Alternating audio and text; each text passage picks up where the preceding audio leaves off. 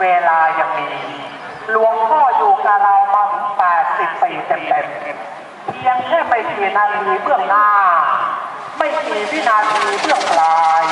เราจะอดใจสักนิดไม่ได้หรือเรารอคอยในการพระราชทานเพลิงศพมาเป็นเวลาเกือบ2 ปีบัดนี้ท่านไหนใจเล่าจะเร่งรีบสลายสรีระร่างศพของหลวงพ่อเจ้าคุณ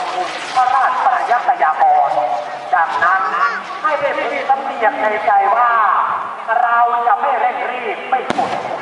เราจะไม่กวีกวาดจนล้นพ้นเกินควรในการจะทิ้งแค่จัดขึ้นสู่เมรุและถือธรรมเนียมไทยอีสานใต้คำเดียวสั้นๆว่าไม่นิยมแยกจัดขึ้นเมรุจากว่าทางการท่านผู้ใหญ่ที่เขียนมาปริมาณมากนะครับก็สำหรับข้าราชการผู้ใหญ่ที่เขียนนะครับก็ต่อจากพระสงฆ์เนื่องจากว่าปริมาณไม่มากนะครับถ้าจะเป็นต่อแถวกับพี่น้องประชาชนนี่ก็จะใช้เวลานานนะครับก็ขอประธานอนุญาตให้ข้าราชการผู้ใหญ่ไม่เขียนครับได้วางดอกไม้จันทร์ของพระสงฆ์นะครับสำหรับพี่น้องประชาชนที่ศาลาปฏิบัติธรรมทางด้านทิศใต้นะครับทางด้านหางนกหัสดีลิงนะครับก็ขึ้นนะครับทางด้านทิศใต้แล้วก็ลงทางด้านเหนือนะครับทยอยขึ้นตามลำดับนะครับไม่ต้องแยกเวียนเสียงนะครับไม่ต้องแยกเวียนเสียงให้ดำเนินด้วยความเรียบร้อยครับพฤกษบท่าพาสอนที่คุณพรอันปลดปลงพอทนเสน่ห์คงสำคัญหมายในกายมีนาราชาติวางวายมาลายสิ้นทั้งหินสีจะเห็นชั่วแต่ชั่วดีประดับไว้ในโลกาสาธุชนผู้เจริญอันคนเราและท่านพระหัตถ์บรรพชิตคาราวาสต่างจะมีแค่ดีและชั่วให้ได้ปรากฏต่างจะมีบาปและบุญให้ได้เป็นที่นำพา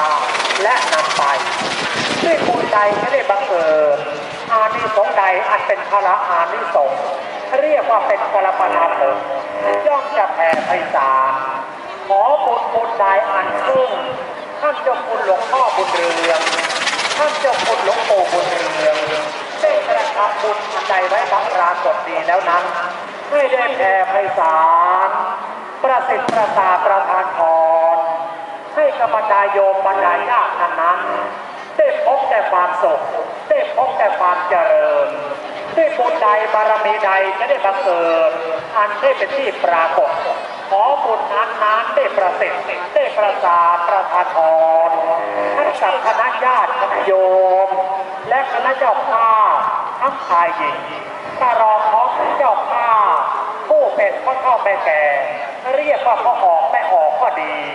ให้ได้พบแต่ความร่มเย็นและเป็นสุขเจ้าภาพทั้งหลายทั้งปวง